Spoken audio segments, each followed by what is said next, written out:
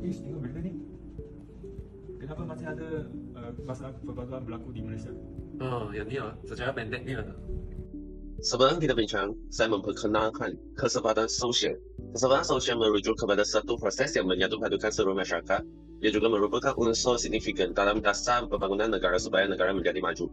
Sekarang, marilah kita lihat pandangan tokoh tentang kesempatan sosial. Tokoh-tokoh awal bidang telah membahagikan kepada masyarakat kepada dua jenis, iaitu masyarakat simpel dan masyarakat kompleks. Tokoh Emil Durkheim telah menamakan kesempatan masyarakat simpel sebagai solidarity mechanical, manakala masyarakat kompleks dinamakan sebagai solidarity organik. Bagi tokoh indikator pula, boleh menamakan kesempatan sebagai asabiah. Perkataan asabiah merujuk kepada perpaduan sosial dengan penekangan kepada kesatuan, kesetaraan kumpulan dan kesempatan sosial. Kedua-dua konsep ini adalah sama kerana ia membawa pengertian sebagai kekitaan, group feeling. Kedua-dua tokoh ini bersetuju bahawa masyarakat sentiasa mengalami perubahan. Tokoh Emily Durkheim bersetuju dengan masyarakat berevolusi dari solidarity mechanical ke solidarity organik.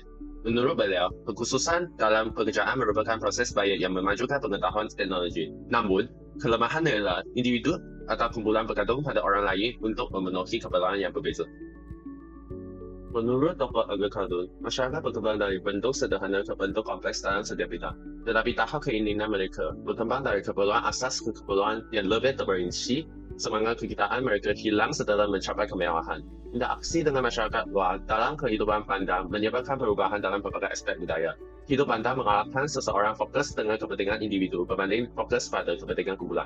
Walau bagaimanapun, kedua tokoh ini percaya bahawa kawalan sosial adalah berkait rapat dengan kepercayaan individu. Dalam masyarakat simpel, masyarakat dikawal oleh sistem kepercayaan dan agama selain daripada adat resam. Semua ini adalah berkenaan dengan kesetaraan kolektif. Kawalan sosial. Tokoh Emily Durkheim telah mengatakan bahawa hukuman masyarakat tradisional bersifat represif. Perkataan represif merujuk kepada sifat menindas dan menghukum. Contoh kepada kawalan sosial dalam masyarakat tradisional ialah undang-undang agama. Bagi masyarakat moden, kawalan sosial bersifat restitutif dan ia ditubuhkan secara khas dan diadili oleh orang-orang terlantik. Menurut tokoh Emil Khaldun, masyarakat simpel dikawal oleh kepimpinan seorang pemimpin yang bijaksana dan kepatuhan masyarakat dalam amalan agama dan kepercayaan mereka kepada ajaran kenaiban dan kewalian. Dengan ini, sifat-sifat buruk antara masyarakat dapat dihalangkan. Ibnu Khaldun juga menegaskan bahawa integrasi dan perpaduan masyarakat majmuk dibina berasaskan kepada nilai-nilai etika seperti kepercayaan kepada Allah. Jadi, apa itu etika? Etika dikenali sebagai falsafah moral. Konflik kesempatan sosial berlaku apabila nilai bersama dalam kalangan masyarakat tidak dihayati dan dikongsi bersama. Semenjak rusuhan Etnik 1969, Malaysia menjadikan perpaduan nasional sebagai masalah utama melalui DEB dilancar pada 1971. Walau bagaimanapun, perpaduan yang diidamkan tersebut masih belum dicapai setelah DEB telah tamat pada tahun 1990. Oleh itu, Wawasan 2020 diperkenalkan oleh Tun Dr. Mahathir Mohamad pada tahun 1991. Wawasan 2020 merupakan bentuk perpaduan yang diharapkan untuk dicapai pada tahun 2020. Sehingga tahun 2009, tiada sebarang tanda-tanda jelas di mana perpaduan yang diharapkan akan dicapai.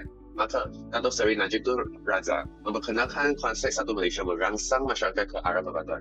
Namun begitu, perpaduan diimpikan masih belum tercapai lagi. Tetapi, kita telah menjadikan Malaysia sebagai contoh kepada banyak negara.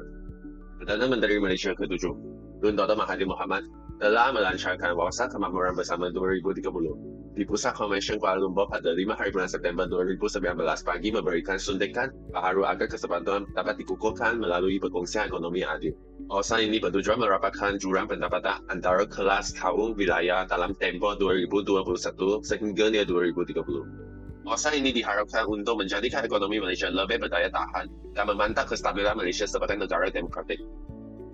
Media sosial dan perbezaan ideologi merupakan faktor konflik kesempatan sosial di Malaysia. Penggunaan media sosial secara terbuka memberikan peluang dan media penyaluran rasa kurang senang dan tidak puas hati kepada masyarakat dan dia akan menyebabkan peningkatan isu sensitif dan mencetuskan isu perkauman. Bagi perbezaan ideologi, masyarakat yang berbeza dalam ideologi politik akan mencetuskan perbelahan kaum dan meningkatkan potensi konflik perkauman berlaku.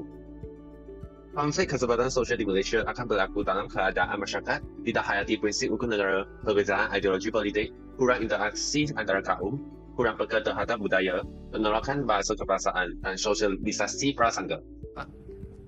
Guys, tengok video ini. Best sangat tentang pelbagai kaum dan budaya dalam Malaysia.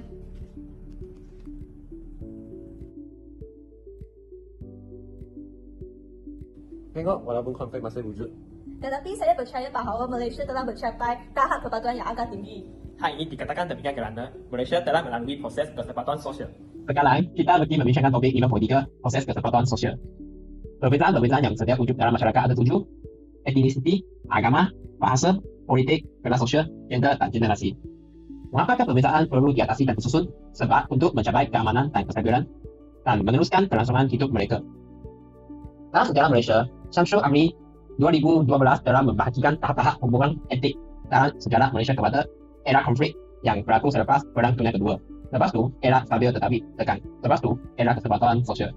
Yang sekarang, era kestabilan ekonomi dan kestabilan politik. Yang ini untuk mendukung kemakmuran negara. Mahathir Mohamad menyatakan 3 perkara yang menjadi asas kepada pembinaan negara bangsa. Yang pertama ialah identiti, kedua ialah integrasi, ketiga ialah pembangunan. Selepas itu, kita bagi membincangkan topik proses-proses ke arah kesempatan sosial. Sejarah masyarakat Malaysia memperlihatkan bagaimana segala bentuk konflik, perbarahan dan perbezaan boleh diselesaikan dengan cara melakukan kesatuan dan inovasi sosial. Ciri yang pertama ialah akomodasi. Akomodasi merupakan satu proses yang memerlukan kerjasama dua atau lebih pihak yang mempunyai pemahaman yang berbeza untuk membentuk satu pemahaman yang dapat memuaskan hati kedua-dua pihak tersebut. Ciri kedua, akulturasi. Akulturasi adalah proses penerimaan unsur budaya daripada satu kelompok masyarakat kepada satu kelompok yang lain. Lazimnya, budaya berunsur positif dan yang diterima dalam masyarakat.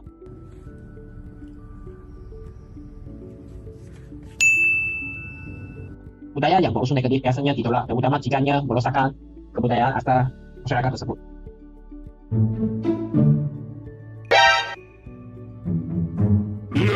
Ciri yang ketiga, asimilasi. Asimilasi boleh menetapkan kedua jenis kesan yang berbeza. Pertama, kelompok masyarakat yang diasimilasikan berubah menjadi satu kelompok baru dengan menghilangkan budaya serta identiti asalnya. Kedua, kelompok yang diasimilasikan mengamalkan kebudayaan baru yang dicipta hasil daripada pencatuman budaya antara kelompok dengan kebudayaan asalnya.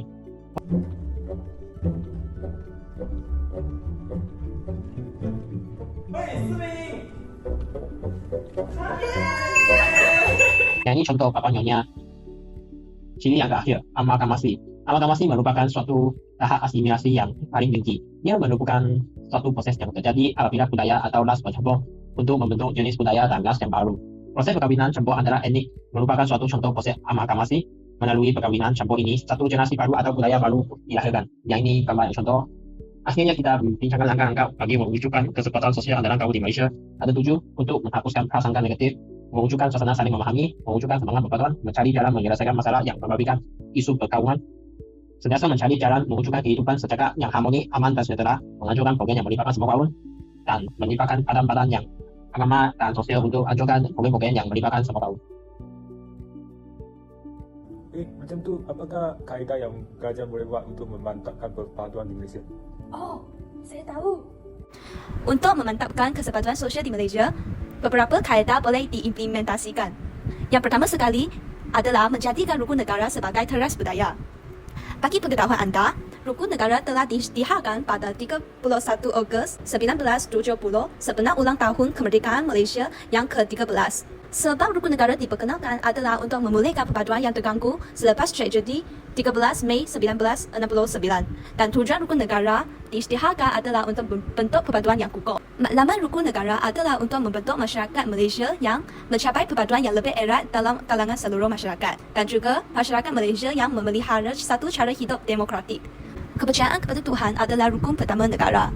Dan rukun ini adalah sangat penting untuk keharmonian antara agama dan kaum. Perlembagaan telah mengiktirafkan Islam sebagai agama rasmi, tetapi agama lain boleh diamalkan secara bebasnya. Kesetiaan kepada raja dan negara merupakan rukun yang kedua.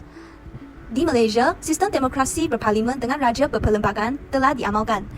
Dan rukun ini adalah penting untuk menghormati institusi raja sebagai lambang kedaulatan negara.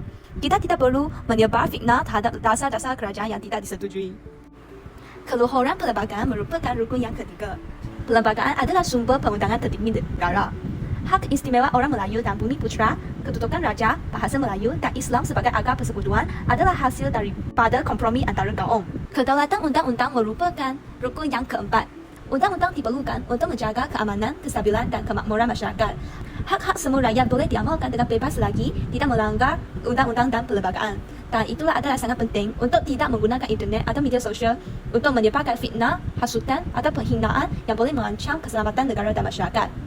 Kesopanan dan kesusilaan merupakan rukun yang terakhir. Kita harus bersikap sopan santun dan bersusila dalam hubungan antara bangsa masyarakat. Hal ini demikian kerana etika yang baik mencerminkan peradaban tinggi dalam masyarakat. Kesopanan dan kesusilaan dapat membentuk individu yang berdisiplin dan berakhlak tinggi. Kaedah yang kedua adalah mematuhi dan menghormati perlembagaan persekutuan.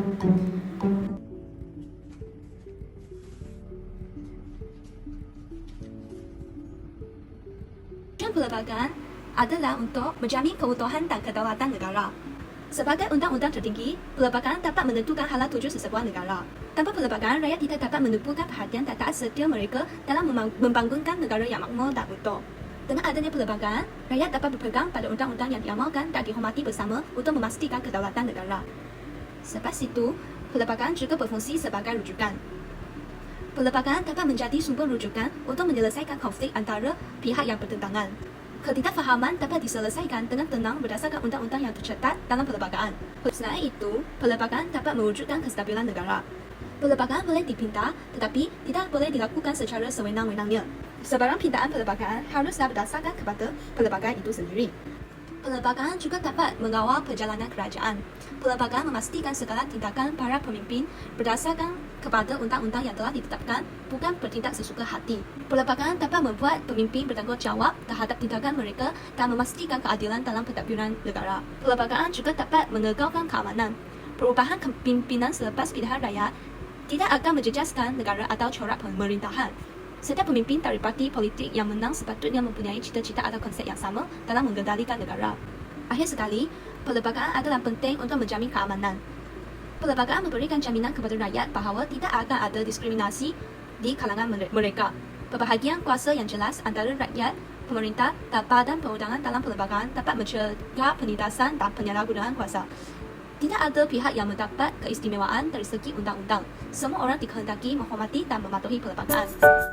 Kaedah yang ketiga adalah menggunakan bahasa kebangsaan sebagai bahasa pertuturan bersama.